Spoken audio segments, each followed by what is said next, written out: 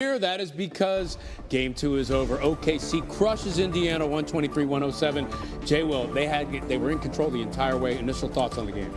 You know, sometimes it kind of like reminds me of like a pillow smothering somebody. That's what OKC's defense is. And look, the one thing we're not charting is the amount of deflections and the amount of times they turn you over. Lou Dort was phenomenal tonight. You heard Jalen Williams, J-Dub talk about it coming out of the half, just about how pesky and how relentless his pressure was on Tyrese Halliburton. Tyrese Halliburton, I think, had around 17, 18 points. He got a lot of those in trash time. You also saw Mark Daigneault go back to the double big lineup with Isaiah Hartenstein and Holmgren. Holmgren got going offensively, but also Williams and SGA. The one thing we didn't see from them in game 1, SGA came out first quarter, took 9, 10 shots, was very aggressive. They had 13 of the team's 24 assists in this ball game. They got everybody going. They got the offense going. And I think when their defense combines with how they play offensively, they're showing you why they're the best team in the league. You know, I don't know that OKC needed to blow it up after game 1. They led by 15 in the fourth quarter, but they dictated everything in this game tonight. And let's show you how it went down from Oklahoma City. Of course, Tyrese Halliburton, the hero of game 1 for Indiana, but the Thunder so good off a loss in this postseason. And Jay Will, Chet Holmgren was a different player tonight. Well, Pascal Siakam should wake up there defensively. I mean, he was in no man's land, and he got a wide open catch and shoot 3. But this is the versatility everybody's been talking about with Holmgren throughout the entire season. He can put the ball down the ground. He's a 7-footer. He can play with his back to the basket. He is the full offensive package. You know, one of the stories of game 1, OKC struggled finishing around the rim. That was not the story in this game. Yeah, just finishing strong at the rim, playing through contact. Once again, another high ball screen. SGA just so good at getting downhill. So good at getting to the bucket. He make the free throw there. Aaron Wiggins gave OKC big minutes. Look, you talk about him and the way they played off their bench. Him and Alex Caruso combined for 38 points. Their last game, the bench combined for only 28 points. Those two beat them what they did last game. And then once again, SGA, just another acrobatic finish at the rim. Look, another player who shot it poorly in game 1 that was a lot better in game 2 tonight was Jalen Williams. J-Dub just getting so good. Once again, by the middle penetration by SGA. SGA and J-Dub were so good at getting both feet into the paint. And right here, I mean, just the degree of difficulty. Come on, man. He's a 6'6" AI. I'll say it again. He's a 6'6" AI. Woo. He has that style to his game. Man, look at the way he moves. Look how he can split screens. Look how he's a master of the mid-range game. And he's a good passer. You know, Your face just blew up when I said that. I like the comparison there to the Hall of Famer. He's the league MVP. He's gone for 30 points a game in 3 straight seasons. Jay, I get it. But why did Indiana struggle so much to stop him tonight? Well, I mean, they had a hard time stopping him in game 1. The reality is that OKC took their foot off the gas down the stretch in game 1. And Indiana's a really good team that plays with continuity. They're able to come back and play. But what you saw from beginning to end was a sustained, relentless defensive effort. They made life miserable for Tyrese, and SGA took over when it mattered the most. And a total domination in game 2 for OKC. It's now a 1-1 series. Here's new on SportsCenter, SGA with George Sedano.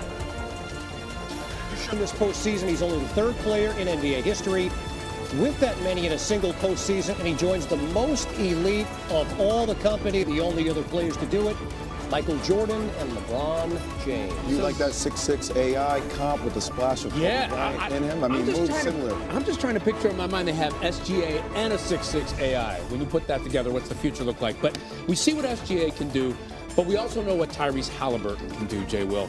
And he didn't get that done tonight. Look, what did you see from him, and how did they bottle him up as compared to game 1? It was a great team performance by OKC. But there's no doubt Indiana is better when Tyrese Halliburton is aggressive right out of the gate. We've seen that in multiple series throughout the NBA playoffs against the Cleveland Cavaliers, against the New York Knicks. And there were multiple times in the first half where I came out here and I talked to you guys about him being selfish, right? And what I mean by that, because most people correspond selfishness to you taking all the shots. I reverse that for Tyrese Halliburton. It's him making all the passes. I need him to be unselfish. Him being unselfish is actually him targeting his eyes on the rim and shooting. That's not his innate ability. But when he is aggressive and he takes shots, all of a sudden the defense has to play on him more. And offensively, then he can get everybody else going more so offensively. So, look, you're going to see adjustments, I think also by Rick Carlisle in Game 3. They're going to try to bottle up more of SGA, force more ISO basketball by them because the ball had way different energy in Game 2 for OKC. Lou Dort had a lot to do with that, by the way, in defending Tyrese Halliburton with the job he did. By the way, Shai Gilgeous-Alexander will be joining Scott Van Pelt in a matter of moments here. That's right, but right now we're joined by Tim Legler. Legs, let me bring you in. What was the biggest difference you saw between Game 1 and Game 2? Well, I just thought their offense let them down in Game 1. I thought tonight what you saw was what I watched all year. More balance, more guys comfortable shooting the basketball. And I think if I had to pinpoint it, it was the way they moved in the half court off of Shai's penetration. I thought Game 1, when Shai would penetrate, if he wasn't trying to score, guys stood and watched. Tonight, you saw a lot of action on the perimeter off of his penetration, with Indiana focused on staring at Shai Gilgeous-Alexander, in particular, Alex Caruso and Aaron Wiggins. I thought they were the biggest story, 38 points combined between the two of them. So you got solid games tonight out of Jalen Williams and Chet Holmgren. Neither one of those guys played well in Game 1. They were both better tonight. But for me, the biggest difference is that punch that you got from the rest of the supporting cast, particularly Caruso and Wiggins, and the way that team moved the ball in the half court, because their break still has not been there through 2 games. I don't know how you get it done, how you win if you're the Pacers, and they're getting 38 off the bench like that from those 2 guys, but a spectacular effort from them.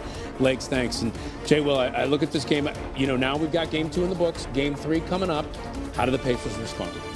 Look, I mean, the best way to respond is by having no memory of Game 2, right? You got to, a similar thing happened to Denver. We saw Denver walk in there, they got Game 1, and then they got smacked Game 2, and that was a 7-game series, right? So if you're Indiana, there's no need to panic. You got one. You came there to get one, and you got one. I think the most important thing is they have to continue to take care of the basketball. At times, you saw how good OKC is at raking down on the ball, and their conversion rate was a lot higher. In Game 1, and not only did Indiana have 24 turnovers, but then OKC only had 11 points off those turnovers. Tonight was a very different story. They scored a lot more off those turnovers. So keeping turnovers down, and once again, I go back to this. There's some phenomenal record, and I don't know exactly what it is. It's like 28-2. When Tyrese Halliburton has 20 or more points. So he has to be aggressive from the start. He's the initiator of this offense, and he gets them going. By the way, rebounding was a completely different story tonight. Oklahoma City much, much better than they were in Game 1. Not going to be a half day for Jay Will. He's hanging around with us here through the commercial. Hi, xin chào tất cả mọi người. Chào mừng mọi người đã trở lại với kênh của mình. Hôm nay mình xin giới thiệu mọi người một sản phẩm được làm từ ống hút, và trên tay mình đây là một cánh hoa mộc lan màu xanh. Mình đã tạo lên từ những chiếc ống hút, và bây giờ mọi người cùng mình bắt đầu thực hiện nhé.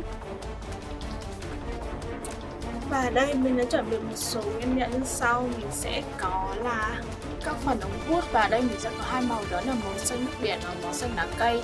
Ngoài ra mọi người sẽ chuẩn bị vào đây cho mình một số dụng cụ như kéo, keo liến và kẽm cành. Và bây giờ mọi người cùng với mình bắt đầu thực hiện nhé. Tại đây mình sẽ sử dụng phần ống hút màu xanh nước biển để tạo các phần cánh hoa.